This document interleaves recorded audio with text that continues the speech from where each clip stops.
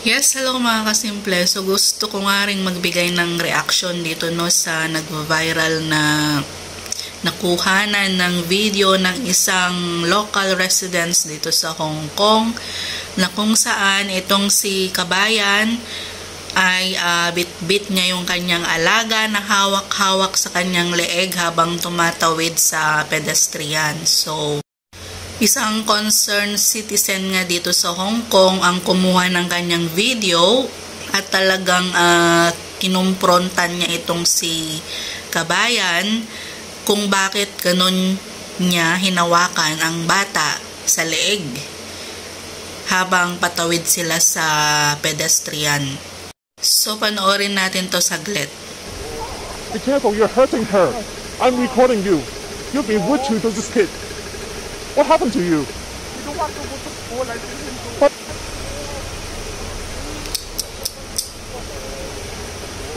Be careful, you're hurting her. I'm recording you.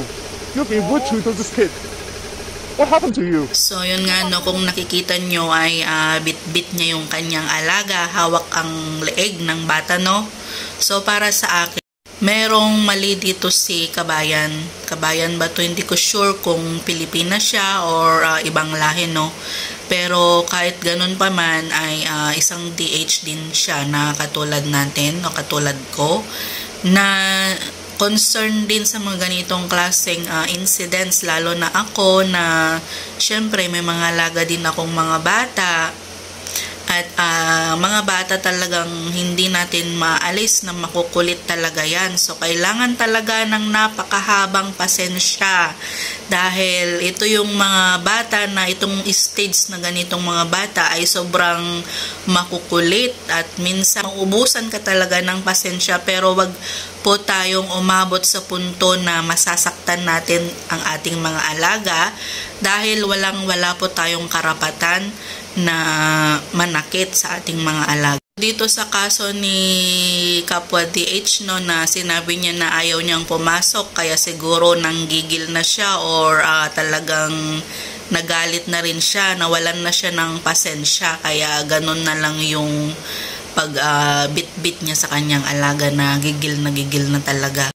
Minsan talaga hindi natin maiwasan na magalit, manggigil, pero hanggat kaya nating kontrolin yung ating mga sarili, bilang ako isang DH din dito sa Hong Kong na mayroong mga alagang bata, ay wala po tayong karapatan na manakit ng bata. Ako bilang isang kunyang dito sa Hong Kong no, at nag-aalaga rin ng mga bata, so kambal ang alaga ko. May mga times, may mga oras talaga na hindi na natin makontrol yung ating mga sarili kung ang mga alaga natin ay hindi nakikinig. Pero wag po sana tayong umabot sa masasaktan natin yung mga alaga natin kapag hindi na sila nakikinig, no? At tayo na lang po yung mag-adjust, mag-control sa ating mga sarili dahil tayo ay mga matatanda na at yung mga bata ay likas na talagang ganyan na makukulit at minsan hindi nakikinig. Dahil tayo nga ay nangangamuhan dito at may mga law sila na kailangan nating sundin at wala tayong karapatan para saktan ang kanilang mga anak, ang ating mga alaga. So, kailangan talaga mahabang pasensya kapag lalong-lalo na mga bata ang alaga mo. At lalong-lalo na rin kapag ikaw ay nag-uumpisa pa lang sa pag-aalaga ng bata tapos ganyan nakalaki, syempre malayo talaga yung loob sa'yo at minsan hindi makinig, ganun, kasi nga bago ka pa lang. So, syempre ang unahin mo ay kunin yung loob niya. Paano natin kunin ang loob ng bata? Syempre, kailangan mong laging laruin, kausapin ng mahinahon, kunin mo yung kiliti ng bata para makinig sa'yo. At kung ginawa mo naman lahat-lahat yung best mo para makuha yung loob ng bata na makinig sa'yo, pero hindi epektibo, doon mo sabihin sa mga amo mo na hindi mo kayang i-handle yung pag-uugali ng kanilang mga anak, na hindi tayo umabot sa ganitong sitwasyon no, na hindi na natin makontrol yung ating mga sarili at hindi na natin alam na nasasaktan na natin yung ating mga alaga. So, sabihin natin maging honest tayo sa ating mga employer, sa ating mga amo na hindi natin kayang i-handle yung kanilang anak at baka hindi natin makontrol at masaktan. So, maging honest po tayo para maging aware din yung mga amo natin sa posibleng mangyari. Dahil sila mismo yung gagawa ng paraan para kausapin din yung bata at matutong lumapit sa iyo ang loob. So, ganun lang. Kailangan lang po natin ng mahabang pasensya at kailangan makipag-communicate sa ating mga amo kung ano yung mga nagiging ugali ng kanilang mga anak kapag ganitong hindi na natin kayang i-handle. Andun na tayo sa puntong kapag hindi sa'yo lumaki yung bata, talagang sobrang napakahihirap i-handle ang kanilang pag-uugali. Dahil andyan na hindi sila makikinig sa'yo.